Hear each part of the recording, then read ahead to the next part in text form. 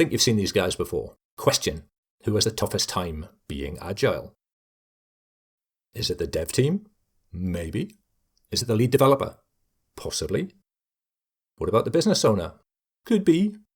Or is it, and I think it might be, the product owner?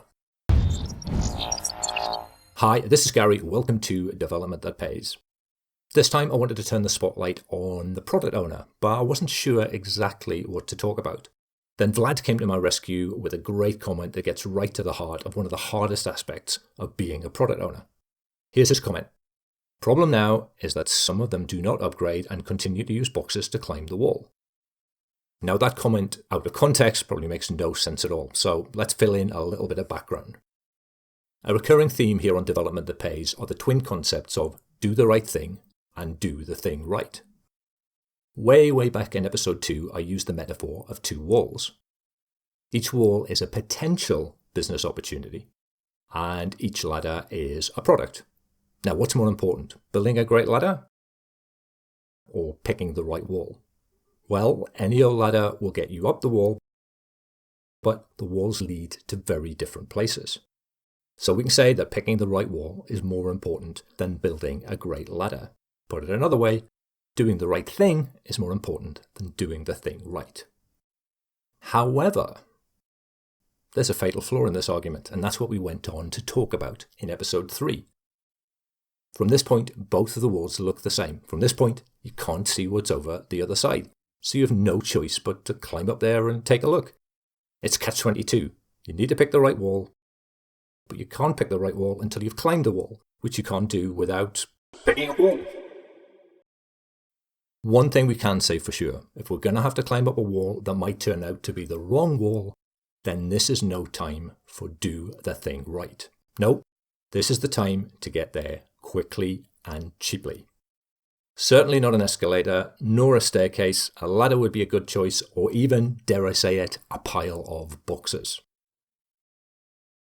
We now at last have the context we need for Vlad's comment. Vlad's concern, and it's a valid one, is that we get stuck with a pile of boxes even after we've found the perfect wall. Come with me now to a meeting. The meeting was called by the product owner. She has an idea for a new product and she's invited the entire dev team to discuss it. She walks up to the whiteboard and draws something that looks a lot like an escalator. A discussion follows. The dev team are clearly concerned about the scale of the task. At a certain point, the lead dev gets up, walks up to the whiteboard and says, what if we start by building this, then we can come back and build this, then we can come back again and build this, and from there it would be easy to come back once again and build the thing that you've asked us for. At this point, I'd like you to take a moment and just notice how you feel about this plan of action. Are you comfortable with it? Do you have any concerns? My guess is that these guys think it's a great idea. For them, it's an easy sell. This thing looks like a nightmare to code, whereas this thing looks straightforward. Could be live by the end of the week. Bish bash bosh. What about the product owner? How does it look from her point of view? The picture isn't nearly as rosy. First of all, there's a pretty big difference between what she asked for at the beginning of the meeting and what she's going to get, at least in the short term. Then there's the challenge that version 2 is conditional on the success of version 1. And version 1 looks so minimal, let's be polite, that it's hard to see it being a success.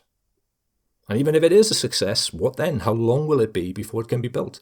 The dev team have spare capacity now, but will they have spare capacity in a month from now? Hard to say. And we haven't even talked about other stakeholders. If the product owner agrees to this course of action, her next job, when she leaves the meeting, will be to sell the approach to the various internal stakeholders. None of this sounds like a fun day at the office to me. So spare a thought for your friendly neighborhood product owner. It's not an easy job. Thank you very much for watching. I hope you enjoyed this episode as much as I enjoyed making it. There's a new episode of Development That Pays each and every Wednesday.